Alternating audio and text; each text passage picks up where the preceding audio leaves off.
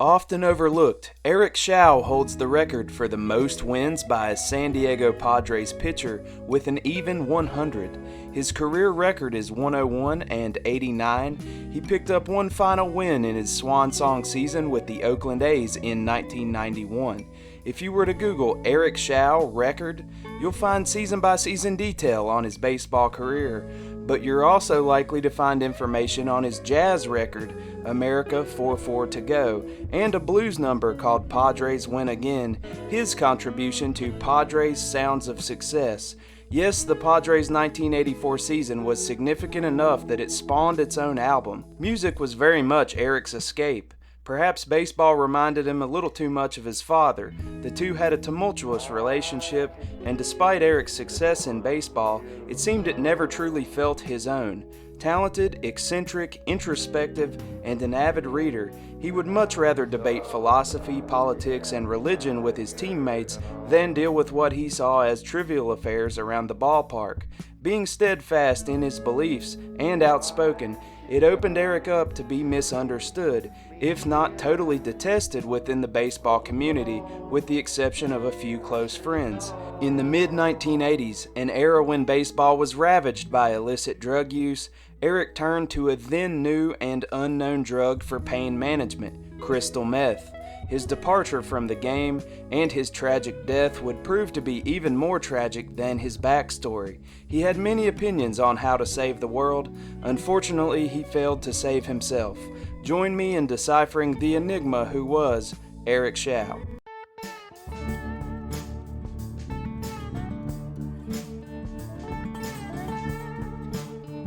Before we get rolling, if you would, please like and subscribe. Help break down the outfield walls that stand between small ball creators like me and a good audience. Eric Shao was born on May 19, 1956 in Riverside, California to Les and Yvonne Shao. He was the oldest of three. He had two sisters, Leslie and Cindy. His father Les had a tough upbringing in a single-parent home in Pittsburgh. He was an avid fan of boxing and baseball.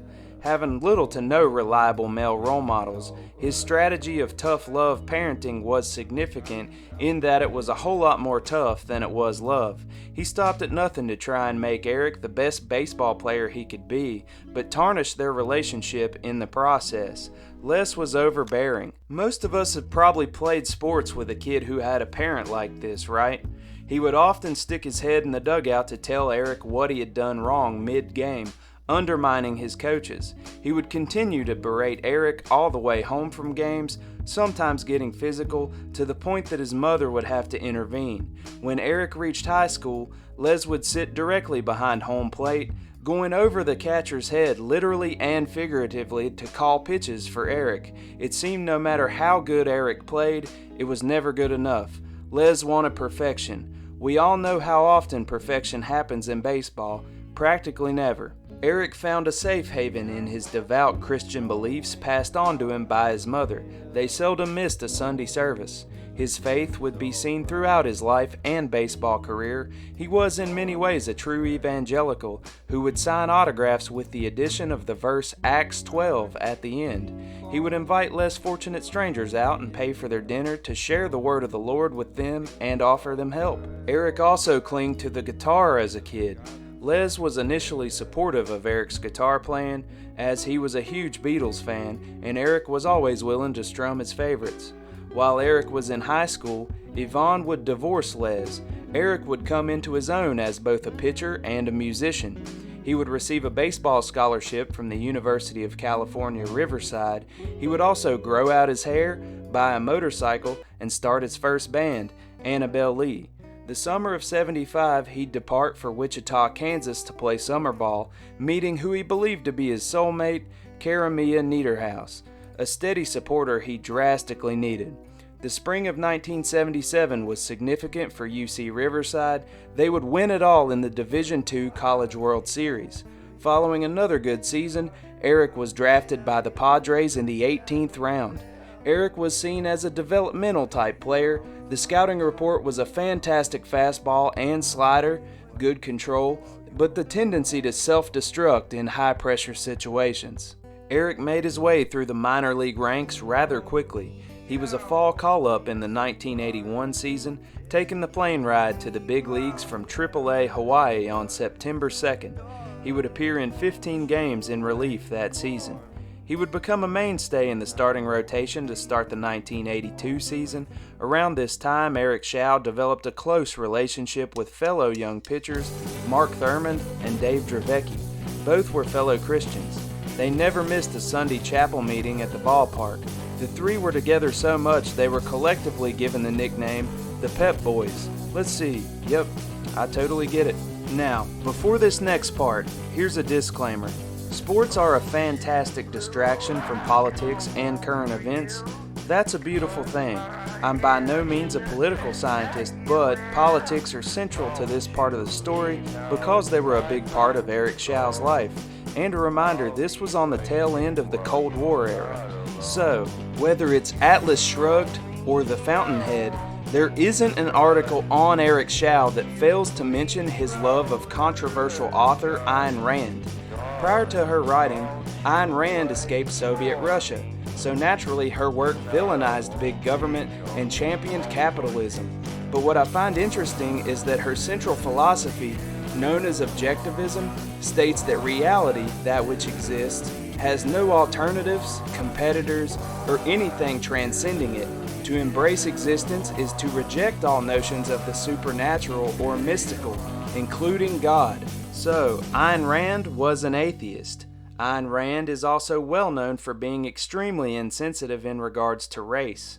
Eric Show was a Christian and was said to be good friends with African-American teammate Alan Wiggins, a fellow intellectual who often debated with Eric around the ballpark. You'd think enough of Ayn Rand's ideas would directly conflict with Eric's values, but I suppose her politics really resonated with him. Her politics also resonated with the fringe alt-right group, the John Birch Society.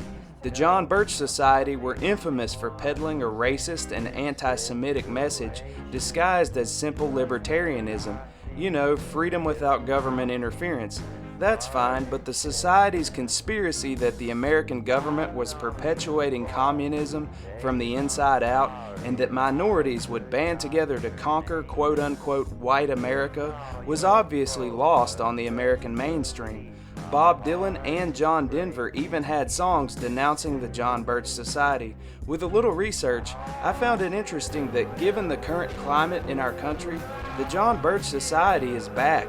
At the time of research, their latest upload was an interview of this author who looks like he's wearing the skin of Kevin from The Office, talking about how during the pandemic, the federal government supposedly deemed only minorities as essential workers and all of white America was supposedly unessential. So, therefore, next stop concentration camps for white Southerners and Midwesterners. So bizarre and insane, like a peek into another dimension. Anyway, during Arizona League spring training 1984, Show, Dravecky, and Thurmond ran a John Birch Society booth and handed out autographed baseballs. In both the article by Tom Friend of ESPN and the MLB Network documentary Triumph and Tragedy, the '84 Padres, they play it off like the three just stumbled in naively thinking it was a gathering for good, harmless Christian libertarians. But both of these sources also praise Eric Show for how politically informed he was and how much he read on these topics. Again, he was a musician, so surely he at least heard the Bob Dylan song, right? I don't think this was a mistake, and I don't buy it that advertising three Padres players running a booth there in advance was just by happenstance. So of course this sent shockwaves through the baseball world. The Pep Boys' involvement with such a controversial fear-mongering group had quite a backlash, a pre-internet viral story, if you will. Despite all the drama, the Padres would win the National League that year. Tony Gwynn, that year's NL batting champion, would anchor the offense, and off-season addition Goose Gossage would intimidate while mopping up as a closer. Eric Show had a great year until his team needed him the most, only getting through 2 2/3 innings in Game 4 of the World Series. The Tigers would win the series in Game 5. The following year, on September 11, 1985, Show would give up Pete Rose's record-breaking hit number 4,192. Eric ran over to congratulate him, but the celebration raged on for about 20 minutes. Feeling a tightness in his back, Shao sat down on the mound to observe the rest of the ceremony. His teammates and several sports writers sounded off on his poor sportsmanship. This didn't help Eric's reputation, but I'd say that was a drop in the bucket compared to what happened in Chicago in 1987. Bottom of the third, Andre Dawson at the plate. Eric Shao threw a sickening beanball right to Dawson's face. He collapsed to the dirt. Cubs pitcher Rick Sutcliffe was the first to charge after Eric, and as he was restrained, Dawson came to and charged him as well. Wrigley Field became a full-blown riot. Eric Shao had to be escorted to the clubhouse. Cubs pitchers spent the rest of the afternoon throwing at Padres batters first and playing baseball second. Eric would return to the dugout to sit and handwrite an apology letter to Dawson. He didn't accept it. Dawson would subsequently appear on television and the radio to comment on the pitch and how he felt that it was racially motivated. This was easily the worst day of Eric's career. That off-season, Eric would begin taking an amphetamine called Fastin for his back pain. He also attempted to reconnect and reconcile with his father. By this point, Les was suffering from Alzheimer's disease and couldn't recall many of the incidents that Eric cited as his childhood traumas. Eric's back pain would continue into his impressive 1988 season. Eric Shao was dealt to Oakland in 1990. His sister Cindy, of all people, would get him hooked on methamphetamine. He would experience sleep deprivation and hallucinations on meth. Dabbling in paranoia and conspiracy prior to his drug use, these notions became exponentially pronounced.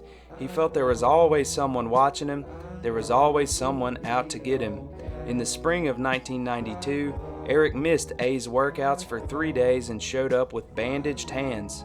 According to the police, they approached Eric, who was acting peculiar outside of an adult bookstore. He fled and cut himself up on a barbed wire fence. The A's would let him go. Eric and Karamia would separate as he bounced around between rehab facilities. The next year, Eric would have another paranoid episode that resulted in police pepper spraying him and locking him up for the night. He admitted that he begged and pleaded for police to shoot him that night, to spare him from them. They were trying to kill him. Eric died of an overdose at age 37. Only one former teammate showed up at his funeral, Dave Dravecky. From pep boy to eulogist. Letters arrived from all over the country, thanking Eric for encouraging them to return to church. The mind is a powerful place. Eric Shao's mind was especially powerful. It seems he just needed a break, for his overactive imagination to slow down. But after a temporary high, he had dug a dirt hole he couldn't escape. Dirt from his childhood Little League fields. Dirt from the baseball hit king Pete Rose signed for him. Dirt off of Andre Dawson's home jersey. Compounded. If you or anyone you know suffers from substance abuse or addiction, please get help. Never be too proud to ask for it. Take it easy.